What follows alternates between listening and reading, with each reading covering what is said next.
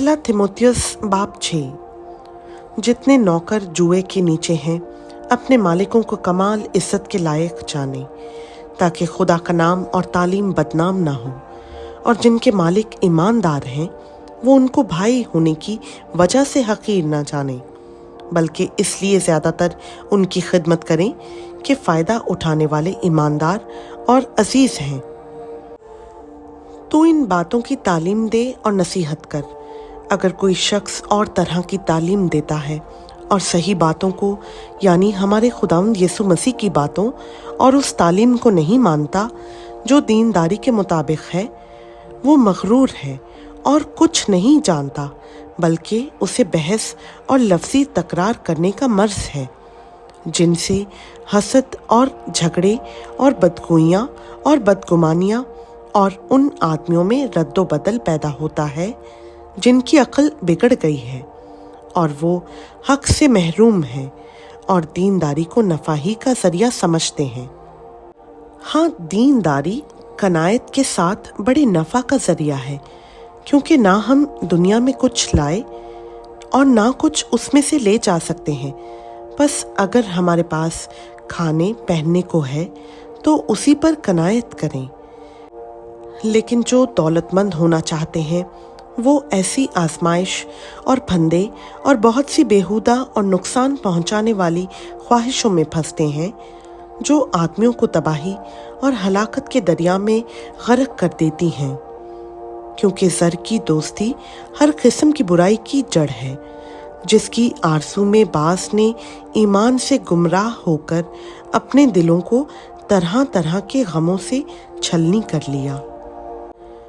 मगर ए मर्द खुदा, तू इन बातों से भाग और रास्तबाज़ी, दीनदारी, ईमान, मोहब्बत, सब्र और हिल्म का तालिब हो। ईमान की अच्छी कुश्ती लड़, उस हमेशा की ज़िंदगी पर कब्ज़ा कर ले जिसके लिए तू बुलाया गया था और बहुत से गवाहों के सामने अच्छा इकरार किया था।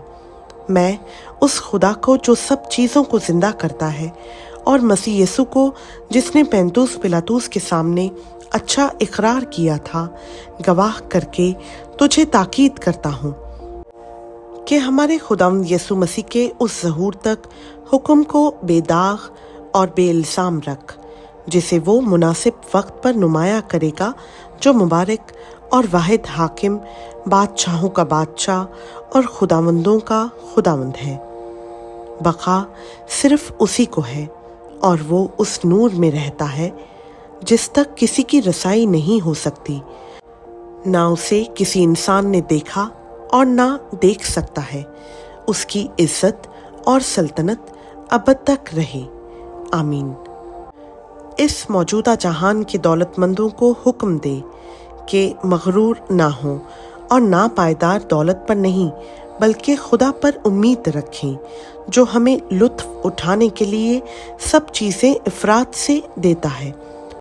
और नेकी करें और अच्छे कामों में दौलतमंद बनें और सखावत पर तैयार और इमदाद पर मुस्तैद हों और आइंदा के लिए अपने वास्ते एक अच्छी बुनियाद कायम कर रखें, ताकि हकीकी ज़िंदगी पर कब्ज़ा करें।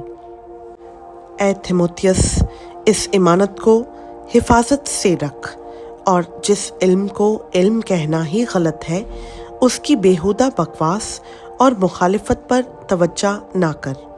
बास उसका इकरार करके ईमान से बरगश्ता हो गए हैं। तुम पर फजल होता रहे।